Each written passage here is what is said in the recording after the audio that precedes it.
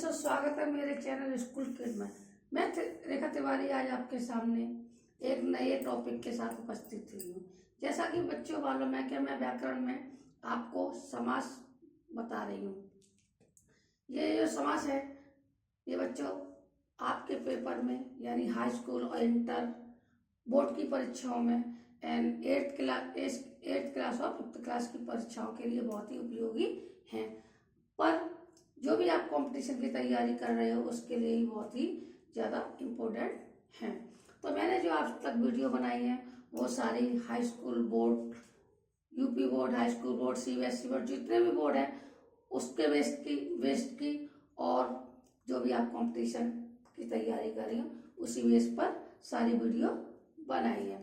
तो मेरे वीडियो में आपको एजुकेशन की जानकारी जो मिलती है वो शॉर्ट ट्रिक के द्वारा ही मिलती है। इतना आसान तरीके से मैं चीज़ों को बता देती हूँ कि जिससे आप एक भी बार देख लोगे आपको याद हो जाएगा। तो मैं आज आपके सामने फिर समास लेकर आई हूँ।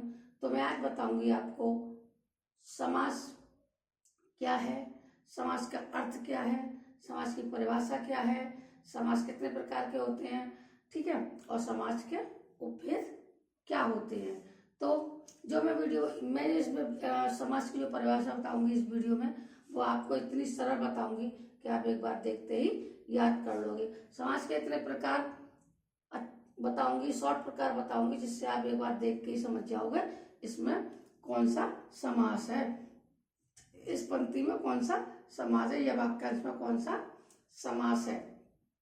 तो ये सारी ट्रिक मैं आपको बताऊंगी जिससे आपकी बोर्ड परीक्षा हो या कोई भी आप तैयारी कर रहे हो, रेलवे की कर रहे हो, एनटीपीसी की कर रहे हो, एनी एग्जामिनेशन की कोई भी कॉम्पिटिशन की तैयारी कर ली है उसके लिए आपकी जो वीडियो है बहुत ही इम्पोर्टेंट है। Any examination and any competition दोनों ही के लिए ये वीडियो या ये जो समास है ये बहुत ही ज़्यादा इम्पोर्टेंट है। और मेरे द्वारा जितनी वीडियो बनाई गई हैं वो एनी एग्जामिनेशन, एनी कॉम्पिटिशन सबके लिए बहुत ही ज़्यादा जरूरी है।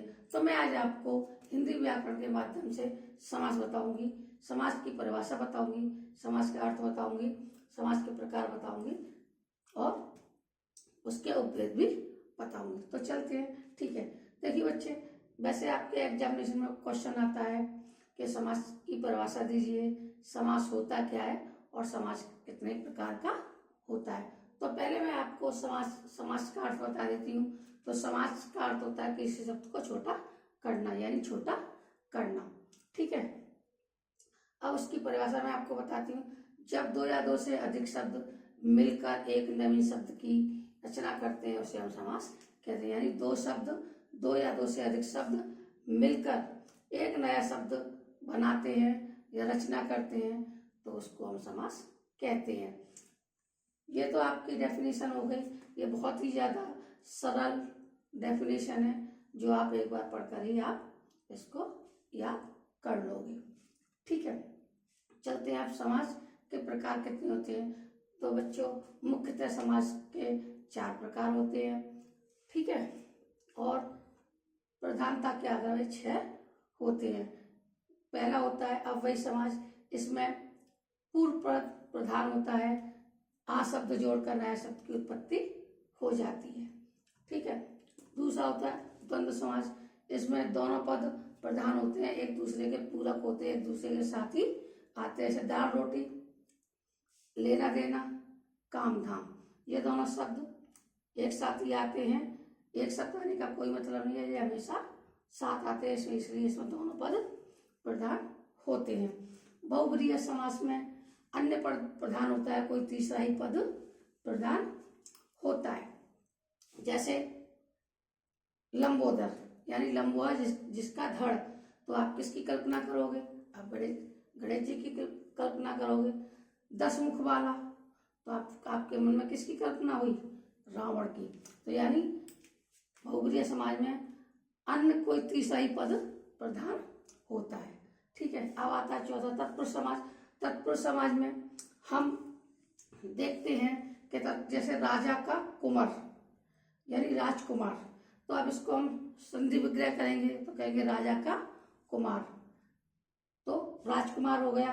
तो इसमें इसकी पहचान ये है, दोनों पद प्रधान के बाद तुरंत कारक चिन्ह आ जाता है। पूर्व पद प्रधान के बाद जो पूर्व पद होता है, कौन हो गया, राजा, उसका तुरंत कारक चिन्ह आ जाता है, तो उसको हम तत्पुरुष समास कहते हैं। जैसे राजा का कुंवर यानी राजकुमार।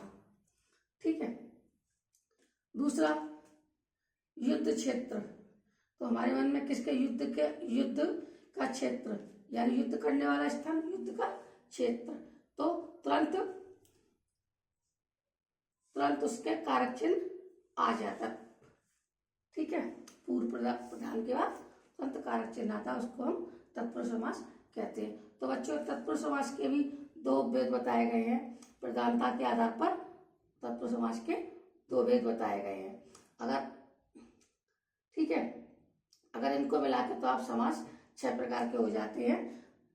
प्रधानता के आधार पर 2 प्रकार के और समानता 4 प्रकार के।